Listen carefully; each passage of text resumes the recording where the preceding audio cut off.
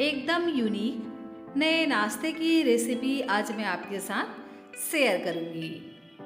पोहा में बेसन का घोल डाल दो और बनाओ ऐसी अनोखी और क्रिस्पी मज़ेदार सी रेसिपी जिसे आज तक आपने कभी भी नहीं बनाया होगा। जी हाँ फ्रेंड्स, बहुत ही सिंपल, बहुत ही आसान लेकिन एकदम ही नई सी रेसिपी आज मैं आपके साथ शेयर करूंगी। इस तरह से आज तक आपने कभी भी रेसिपी नहीं बनाया होगा। इसके लिए आपको ना तो आटा गूंदने की ज़रूरत है, ना ही आपको बेलने का ज़रूरत पड़ेगा और बहुत ही सिंपल और आसान तरीके से इस रेसिपी को आप बना करके तैयार कर लोगे, जिसके आगे आप इडली डोसा खाना भी भूल जाएंगे। इसमें ना तो गेहूं का आटा है, ना मैदा है, ना सूजी है। कम इंग्रेडिएंट्स के साथ में बनने वाला एकदम ही परफेक्ट सी ये रेसिपी है।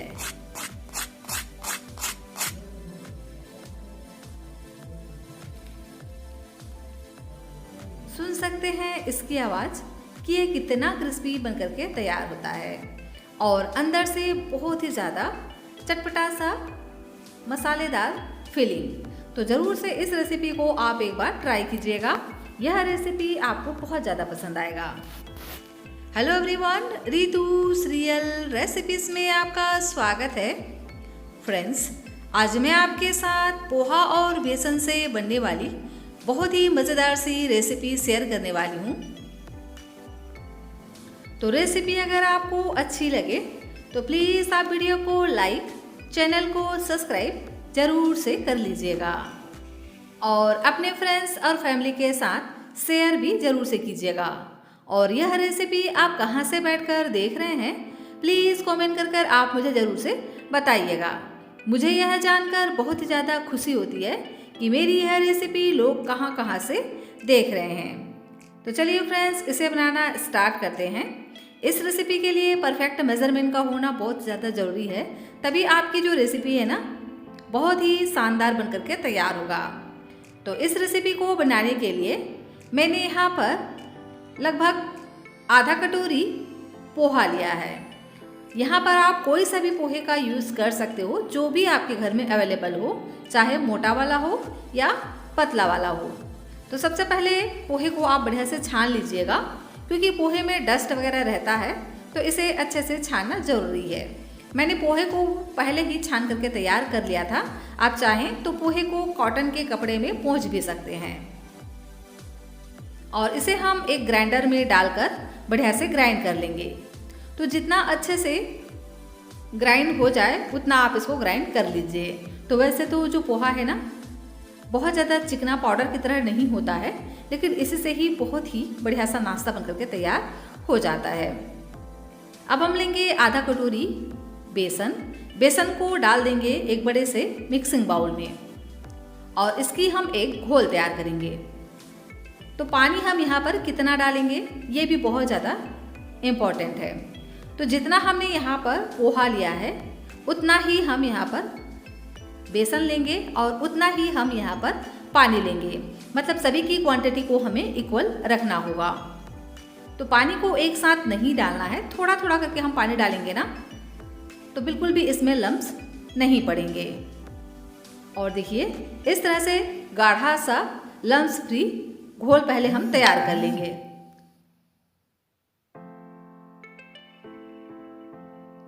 और अब हम इसमें कुछ मसाले ऐड कर देते हैं। तो बहुत ही कम मसालों का यूज़ हम इस नाश्ते पे करने वाले हैं। स्वाद के अनुसार नमक ऐड करेंगे, 2 पिंच हींग ऐड करेंगे और इसी के साथ ही में ऐड कर देते हैं कलर के लिए हल्दी का पाउडर। तो हल्दी ज़्यादा नहीं डालना है, सिर्फ 2 पिंच यहाँ पर हम हल्दी का पाउडर ऐड करेंगे और सभी चीज़ों को मिक्स कर लेंगे।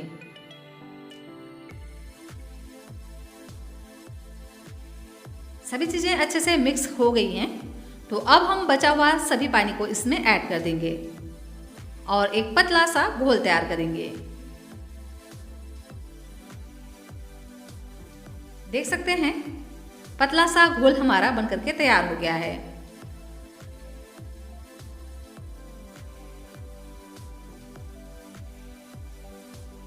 अब हम इस घोल में डाल देंगे पोहे को जिसे हमने ग्राइंड कर रखा था। तो सभी पोहे को हम इसमें डाल देंगे, पोहे के पाउडर को, और अब हम इसको मिक्स कर लेंगे। तो जैसे जैसे हम इसको मिक्स करते जाएंगे पोहा तुरंत ही फूलने लग जाता है और एकदम बेसन की तरह यह बन करके तैयार हो जाता है। बेसन को अपने अंदर एब्जॉर्ब कर लेगा और देख सकते हैं पोहा और बेसन एक साथ मिक्स हो गया है और एकदम ये गाढ़ा होना तुरंत ही स्टार्ट कर देता है। तो हमें यहाँ पर पोहा को बहुत ही अच्छे से मिक्स करके इसको अच्छे से भिगा करके लेना है, लगभग 5 से 10 मिनट के लिए। 10 मिनट के लिए अगर आप इसको रेस्ट देंगे ना तो बहुत ही बढ़िया नाश्ता आपका बन करके तैयार होगा। तो इसको हम इसी तरह से कवर कर साइड में रख देंगे ताकि पोहा अच्छे से फूल सके। पोहा को भिगाना बहुत ज़्यादा ज़रूरी है। तो इस तरह से अगर आप बनाएंगे ना तो आपका नाश्ता बहुत ही शानदार बन करके तैयार होगा, बिल्कुल भी नहीं फटेंगे। तो अब हम एक दूसरी तैयारी कर लेते हैं जब तक पोहा फूल रहा है। मैंने यहाँ पर 2 मीडियम साइज़ के आलू लिए हैं और ये उबले हुए आलू हैं। तो आलू को हम छील लेंगे, उसके बाद इसको हम ग्रेटर से ग्रेट करेंगे। तो इस तरह से छोटे वाले ग्रेटर का इस्तेमाल कीजिएगा, इससे बहुत ही आसानी से ग्रेट हो जाते हैं। आप चाहें तो इसे हाथों से मैश करके भी ले सकते हैं या पोटैटो मैशर से भी मैश कर सकते हैं, लेकिन इस तरह से ग्रेटर से अगर ग्रेट कर लेंगे ना तो बहुत ही आसानी से यह ग्रेट हो जाते हैं। अगर आपने आलू को तुरंत ही उबाला हुआ है तो आप इसे मैशर से मैश ही कर लीजिए, और अगर आप इस तरह से फ्रिज में रख करके आलू का इस्तेमाल कर रहे हैं ना तो आप इसे इस तरह से ग्रेट कर लीजिए। जैसा आपको सुविधा लगे उस तरह से आप कर सकते हो। तो लीजिए, दोनों ही आलू को मैंने बढ़िया से ग्रेट कर लिया है, देख सकते हैं बिल्कुल भी इसमें बड़े चंक्स नहीं है। तो इसी तरह से आलू को हमें तैयार करना है। इस रेसिपी के लिए आप चाहें तो कच्चे आलू का भी इस्तेमाल कर सकते हैं, लेकिन उबले हुए आलू से ना बहुत ही आसानी से और जल्दी से नाश्ता बन करके तैयार हो जाता है। अब हम इसमें कुछ चीज़ें ऐड कर देते हैं। तो 2 हरी मिर्च को इस तरह से बारीक बारीक कट करके ऐड कर देंगे। 1 मीडियम साइज के प्याज को इस तरह से मोटा मोटा रफली हम कट करके ऐड करेंगे। इससे ना फ्लेवर बहुत ही बढ़िया आता है कच्चे प्याज का। आप चाहें तो आलू और प्याज दोनों को ही हल्का सा कुक करके भी ले सकते हैं, मतलब हल्का सा तड़का लगा करके भी ले सकते हैं। और अब हम इसमें ऐड करेंगे नमक, स्वाद के अनुसार नमक ऐड करेंगे। आधा छोटा चम्मच काश्मीरी लाल मिर्च का पाउडर ऐड करेंगे। आधा छोटा चम्मच काली मिर्च का पाउडर ऐड करेंगे। इससे ना बहुत ही बढ़िया सा तीखापन आता है, तो आप इसे ज़रूर से ऐड कीजिएगा। इसे स्किप बिल्कुल भी नहीं करना है। और इसी के साथ ही में यहाँ पर हम डाल देते हैं 1 छोटी चम्मच चाट मसाला। इससे बहुत ही मज़े का टेस्ट आता है, तो आप इसे भी ज़रूर से ऐड कीजिएगा। अगर ये नहीं है तो आप यहाँ पर अमचूर पाउडर या नींबू के जूस का इस्तेमाल कर सकते हैं, लेकिन डालिएगा ज़रूर खटाई के लिए। और 1 छोटी चम्मच यहाँ पर हम जीरा ऐड करेंगे और सभी चीज़ों को हम बढ़िया से मिक्स कर लेते हैं। फ्रेंड्स, रेसिपी अगर आपको थोड़ी सी भी अच्छी लग रही हो तो प्लीज़ आप वीडियो को लाइक कीजिएगा, चैनल को सब्सक्राइब कीजिएगा। और लास्ट में इसमें हम डाल देते हैं बारीक कटा हुआ फ्रेश हरा धनिया और सभी को हम इस तरह से मिक्स कर लेंगे। और यह रेसिपी आप कहाँ से बैठकर देख रहे हैं, प्लीज़ यह भी आप कमेंट कर मुझे ज़रूर से बताइएगा। मुझे यह जानकर बहुत ज़्यादा खुशी होती है कि मेरी रेसिपी लोग कहाँ से देख रहे हैं। तो लीजिए, बहुत ही चटपटा सा आलू का फिलिंग हमारा बनकर के तैयार हो गया है। इस रेसिपी के लिए ना तो आपको आटा गूंदने की ज़रूरत है और ना ही बेलने की।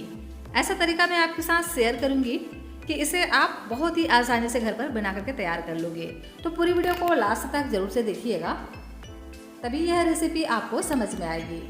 अब हम इस रेसिपी को और भी ज़्यादा क्रिस्पी बनाने के लिए लेंगे चावल का आटा। तो यहाँ पर मैंने लगभग 3 चम्मच चावल का आटा लिया है। इसकी जगह पे आप गेहूं के आटे का भी इस्तेमाल कर सकते हो। और अब हम इसमें ऐड करेंगे 1 छोटी चम्मच तिल, आधा छोटा चम्मच जीरा और स्वाद के अनुसार नमक डालकर बढ़िया से पहले मिक्स कर लेंगे। उसके बाद थोड़ा थोड़ा पानी डालकर इसका एक हम घोल तैयार करेंगे। तो घोल को बहुत ज़्यादा पतला नहीं करना है, हल्का सा इसको हम थिक ही तैयार करेंगे। तो मीडियम थिकनेस का हमें इस बैटर को तैयार करना है। देखिए इस तरह से।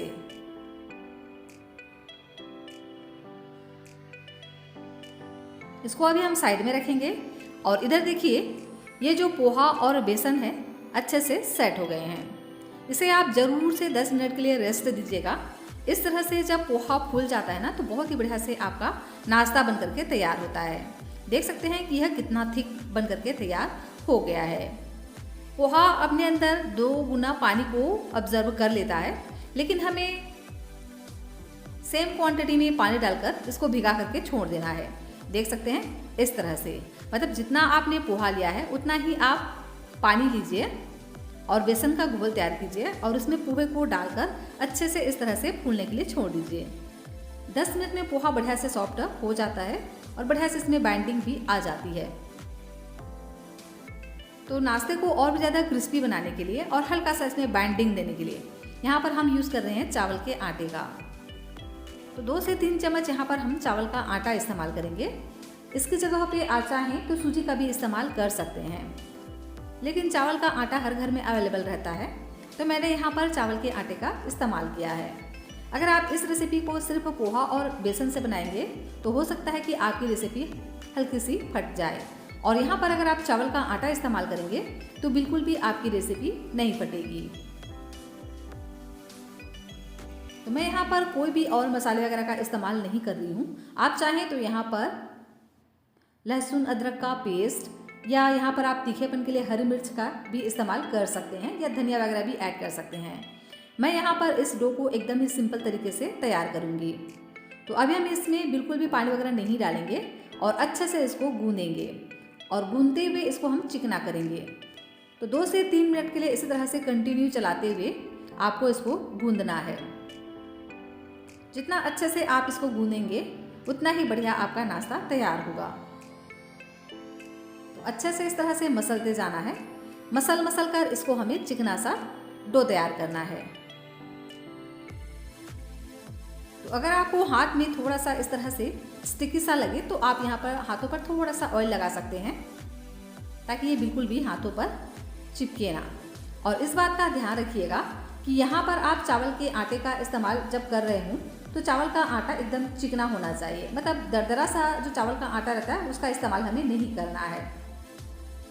चिकने चावल के आटे से ना बहुत ही बढ़िया से इसमें बाइंडिंग आएगी। और देख सकते हैं किस तरह से यह डो की तरह बन करके तैयार हो गया है। तो इस तरह से नॉन स्टिकी सा डो हमें तैयार कर लेना है। देख रहे हैं ना किस तरह से ये बिल्कुल भी हाथों पे चिपकता नहीं है। इस तरह से ही डो हमें तैयार करना है और इस डो को बहुत ज़्यादा हार्ड नहीं करना है, हल्का सा सॉफ्ट रखना है लेकिन नॉन स्टिकी इस तरह से। अब हम इसके 2 लोइयाँ तैयार कर लेंगे। तो देख सकते हैं मैंने इसकी 2 बड़ी लोइयाँ ही तैयार कर लिए हैं।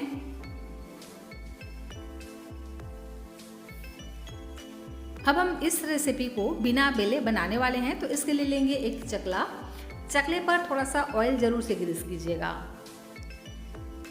और अब हम लेंगे एक लोई और इसको हम इस तरह से हाथों से थपथपाते हुए बढ़ाते जाएंगे।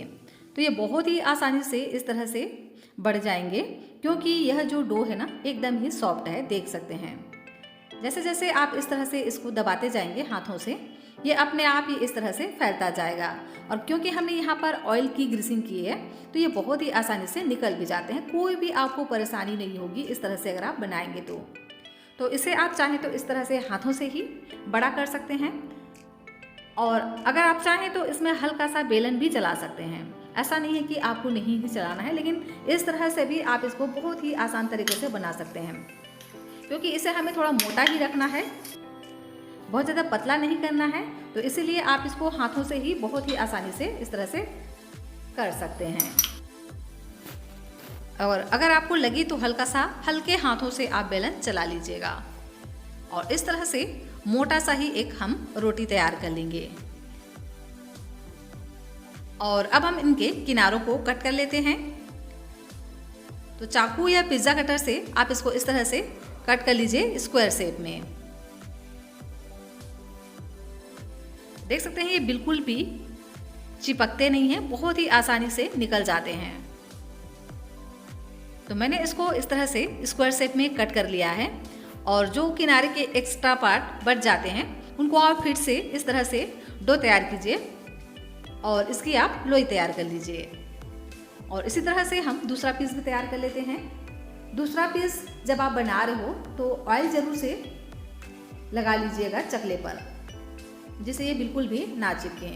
और बस हाथों से इस तरह से प्रेस करते हुए आप इसको बढ़ाते जाइए और हल्का हल्का आप चाहें तो इस तरह से बेलन चला सकते हैं। और एक थोड़ी सी मोटी इस तरह से रोटी तैयार कर लेंगे। और उसके बाद जो हमने पहला पीस तैयार किया था ना, उसको इस रोटी के ऊपर में रखेंगे और इक्वल साइज के इस तरह से कट कर लेंगे स्क्वायर शेप में।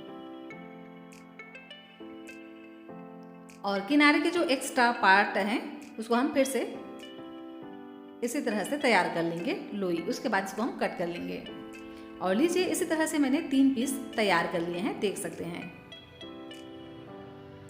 देख रहे हैं ना, बिल्कुल भी ना तो ये टूट रहा है और ना ही फट रहा है। बहुत ही आसानी से यह बन जाता है क्योंकि हमने जो डो है वो सॉफ्ट लगाया है और इसमें हमने बाइंडिंग के लिए चावल के आटे का तैयार किया है।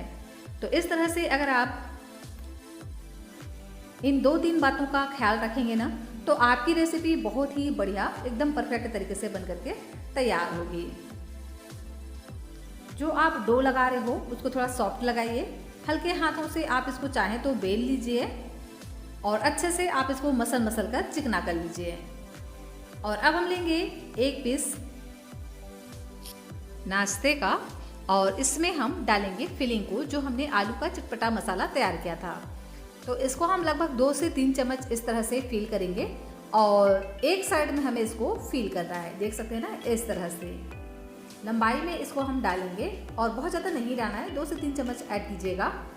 और किनारे पर डाल देते हैं थोड़ा स्लरी, जो हमने चावल के आटे का तैयार किया था। तो उसी को हम इस तरह से थोड़ा किनारों पर लगा देंगे। इससे बहुत ही आसानी से यह चिपक जाएंगे। वैसे आप चाहें तो यहाँ पर पानी का भी यूज़ कर सकते हो। अब हम इसको फोल्ड करेंगे।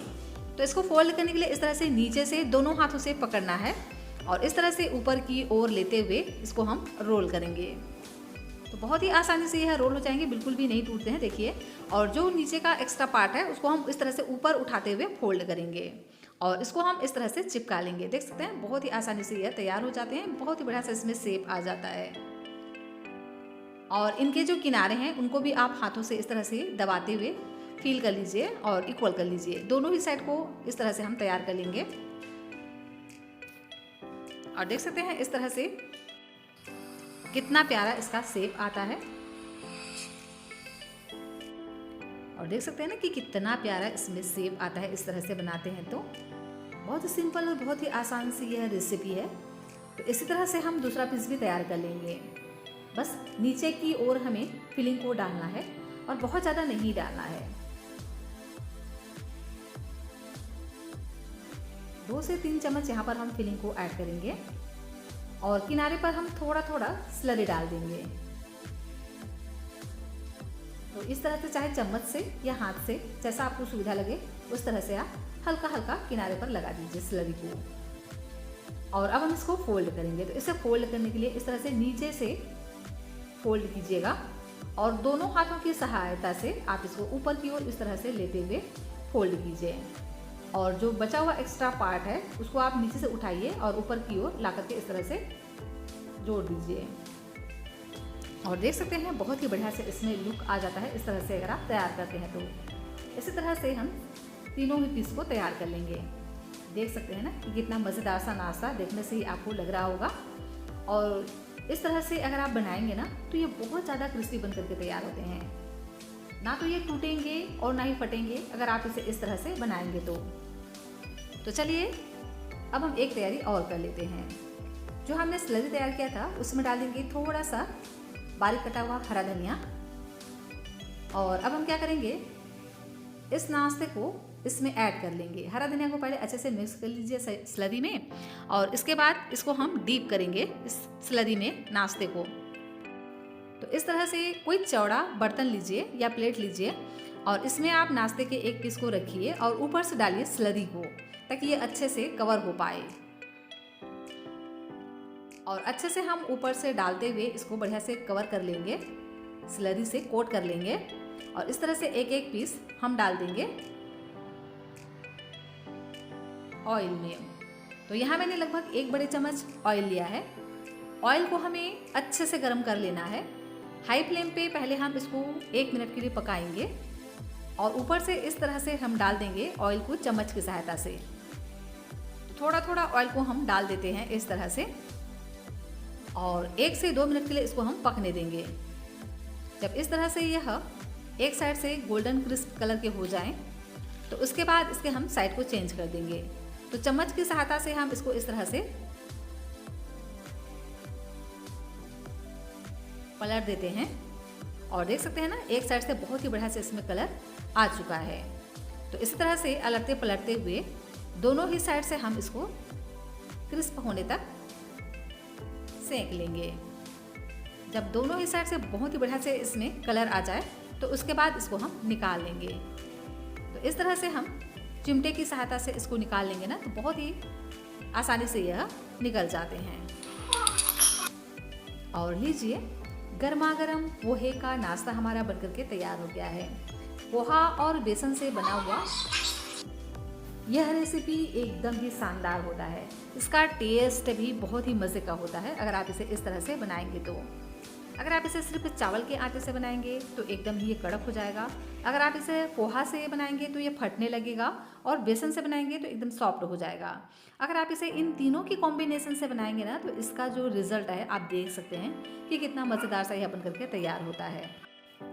इस तरह से अगर आप किसी के सामने भी रखेंगे ना, तो आपसे पूछेगा कि आपने कैसे बनाया। खाते खाते हाथ नहीं रुकेगा, इतना ये मज़ेदार नाश्ता बन करके तैयार होता है और एकदम ही क्रिस्पी बनता है, क्योंकि हमने इसको पोहे से तैयार किया है।